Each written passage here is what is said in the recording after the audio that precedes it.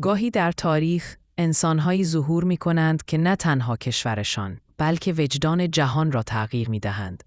یکی از این چهره‌های جاودان نلسون ماندلا است. مردی که 25 سال از عمرش را در زندان گذراند.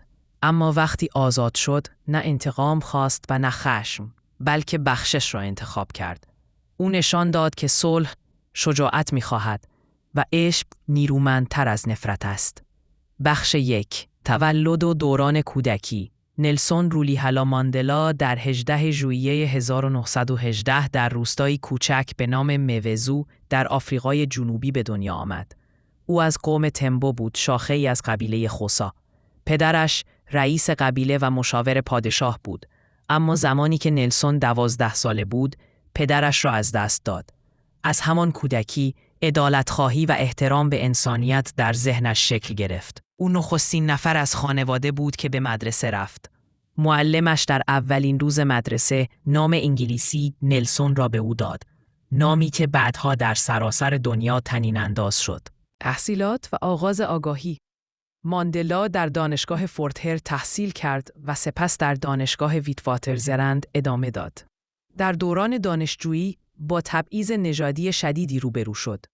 جایی که سفیدپوستان حتی حق داشتند تعیین کنند سیاه‌پوستان کجا بنشینند، کجا کار کنند و در چه ساعتی در خیابان باشند. همان جا بود که تصمیم گرفت زندگیش را وقف مبارزه برای آزادی مردمش کند. آغاز مبارزه. در سال 1944 نلسون به همراه دوستانش از جمله الیور تامبو شاخه جوانان کنگره ملی آفریقا ANC را تأسیس کرد. هدف آنها روشن بود: پایان دادن به نظام نژادپرستانه آپارتاید. در ابتدا ماندلا باور داشت که باید از راه‌های مسالمت آمیز پیش رفت.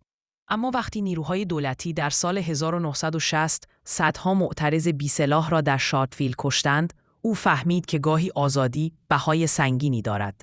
پس شاخه نظامی از ANC را با نام نیزه ملت تأسیس کرد تا مقاومت را به سطحی تازه ببرد. دستگیری و 27 سال زندان. در سال 1962 دولت نژادپرست او را به جرم خیانت بازداشت کرد. دادگاهش در تاریخ ماندگار شد، زیرا در پایان دفاعیه گفت: من برای آرمانی زندگی کردم و برای آن آماده‌ام که بمیرم. او به حبس ابد محکوم شد و به زندان روبن آیلند فرستاده شد. سلول او فقط 2 متر در 2 متر بود. غذا اندک، کار اجباری طاقت فرسا و دیدار با خانواده بسیار محدود. اما هیچ چیز روح او را نشکست. در زندان درس خواند، به دیگر زندانیان آموزش داد و حتی میان نگهبانان نیز احترام به دست آورد. می گفت شجاعت نداشتن ترس نیست، بلکه پیروزی بر آن است. آزادی و ریاست جمهوری. پس از 27 سال زندان در 11 فوریه 1990 نلسون ماندلا به الاخره آزاد شد.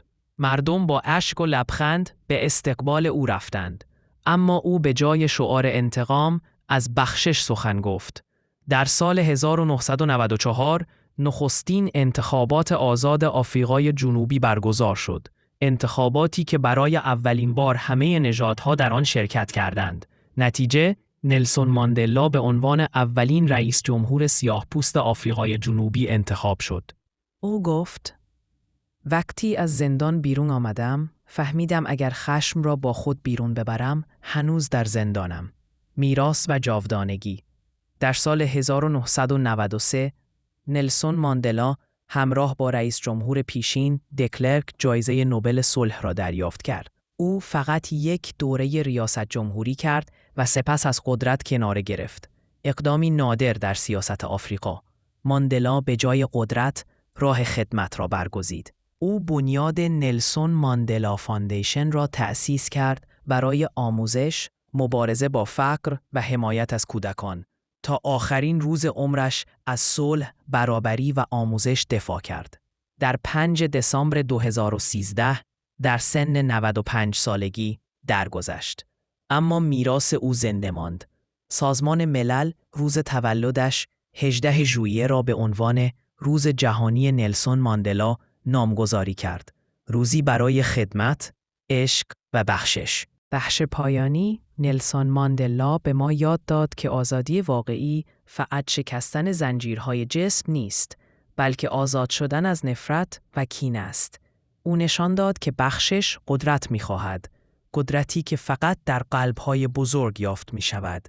امروز هر جا نامش شنیده می‌شود، امید زنده می‌شود. زیرا ماندلا فقط یک رئیس جمهور نبود. او صدای انسانیت بود. و صدای انسانیت هرگز خاموش نمی شود. اگه این داستان بهت انگیزه داد، لایک کن و توی کامنت بهم بگو کدوم بخشش بیشتر به دلت نشست و حتما سابسکرایب کن.